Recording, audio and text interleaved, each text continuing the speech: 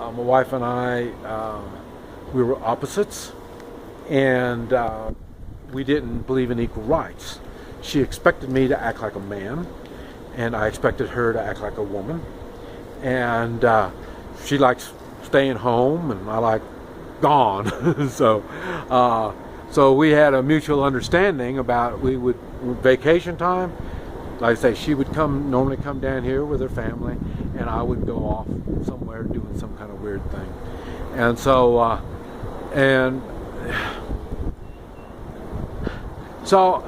I would say, if you are accomplishing things, you are doing things, you're probably going to be less likely to feel the effects of midlife crisis.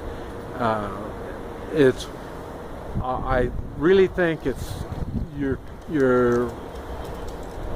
realize you've picked choices in your career, and that to reach where you are in your career, that means you had to give up something.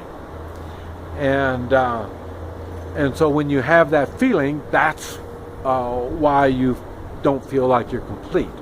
And I say, I didn't have that problem. I had my own businesses, so I'd get it going and sell it or give it to somebody else, let them run it, and just give me some money.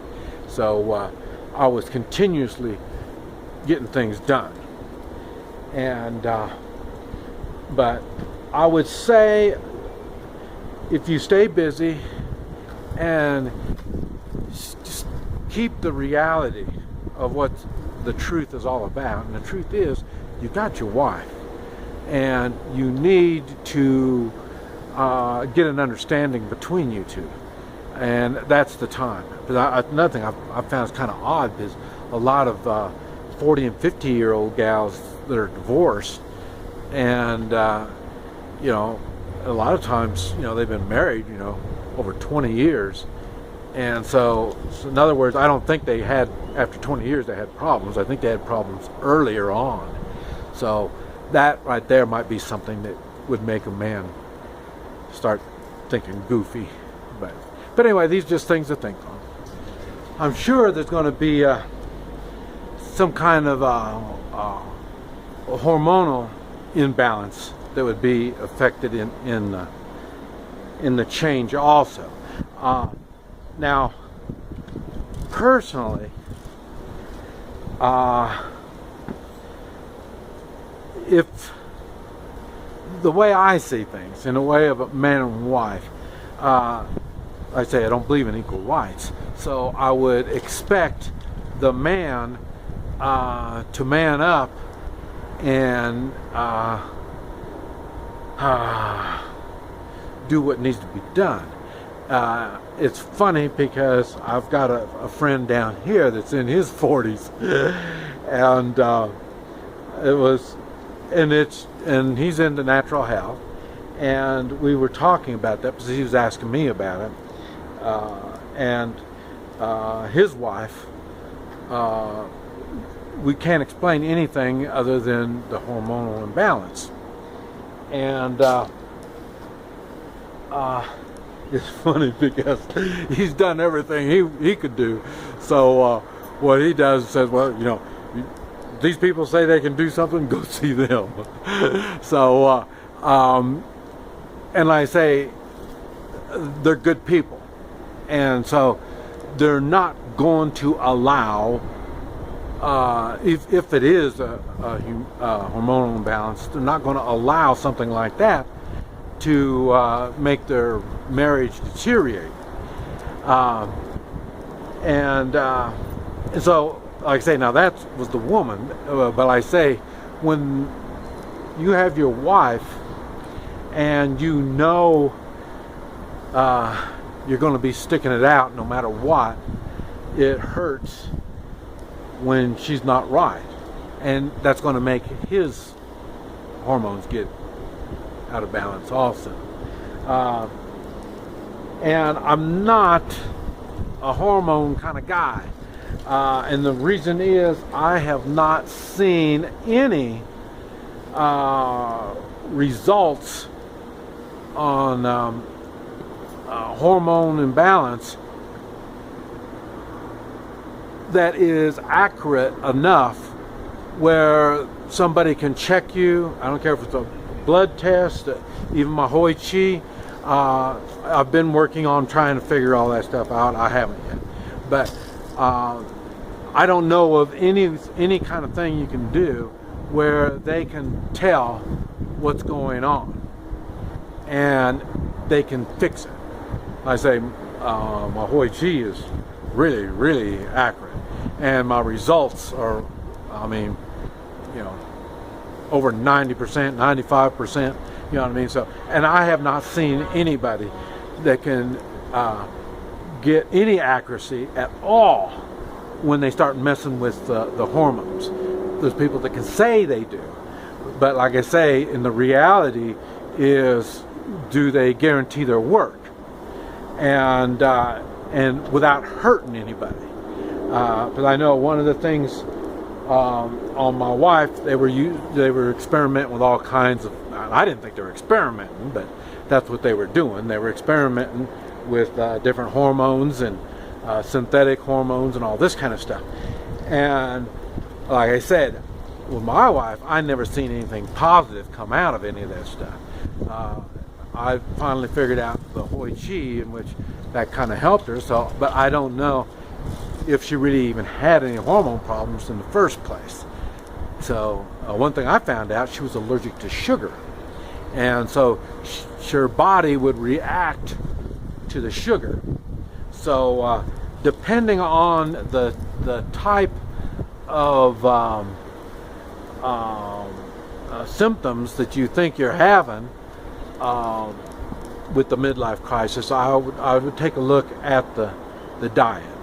And because, like I say, you've spent 40 years eating sugar, eating a lot of meat, and not taking care of yourself. And so not only are you going to have physical problems, like I say, that's where I start finding people with physical problems, but I'm sure when you start having physical problems, it's going to affect your hormones also.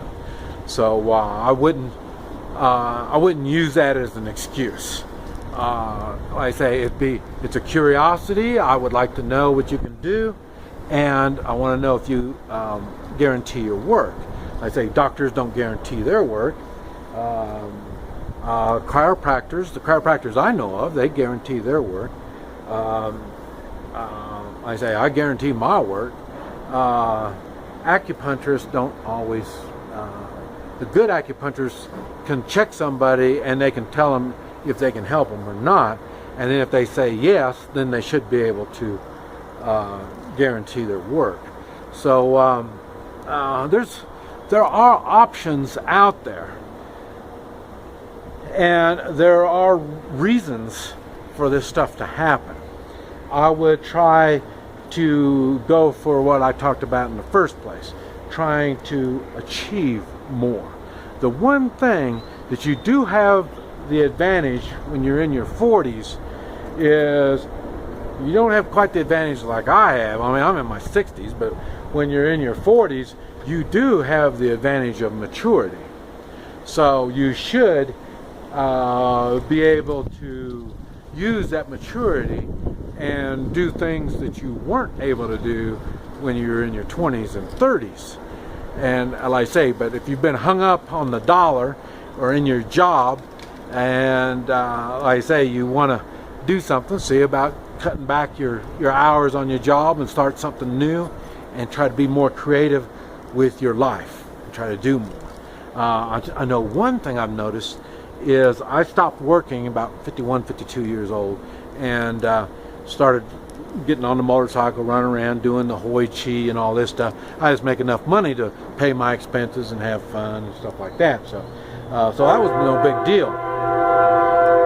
But and then again, like I say, I lost my wife, 3.5 years ago, and that completely. And before that, 3 years before that, 5 years before that, she had her first stroke, and so that kind of messed me up too. So I'm trying to continue learning and doing things. Matter of fact, on her last stroke, I was taking internet courses on brain, how the brain works, and how to manipulate the brain, and this type of stuff. Because of the stroke, so their last stroke, it took this much out of her brain, and so I was trying to figure out how to work around that, and do things. I did get her back driving again. She went from paralyzed to driving, so we were able to get her going. But I thought there was I might be able to bring her back to complete recovery, 100% recovery. And so, like I say, I was able to focus on something. I was mature enough. I could, like I say, start learning and brain surgery. That's the last thing I did. 60 years old, here I am learning to be a brain surgeon. So that just tells you, I don't stop. I'm always learning. I'm always looking to improve my life and improve the life of the people around me. But I would say, look at options, see what's been going on, what you've been doing. And what you've been doing has not been working.